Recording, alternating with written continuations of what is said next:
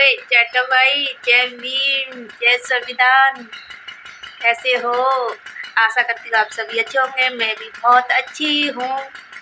और आज है 14 अप्रैल। 14 अप्रैल की आप सभी को, चाचा भाइयों को बहुत बहुत बहुत सारी शुभकामनाएं हमारे परिवार की तरफ से। और आप सभी इंजॉय करें। शाम को जाएंगे, झांकियाँ देखेंगे।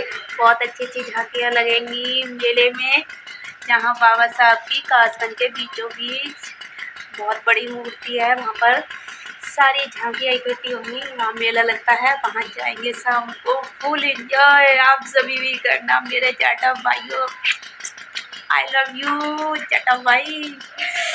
आज 14 अप्रैल, फुल एंजॉय, मजा आएगा। शाम को जाएंगे।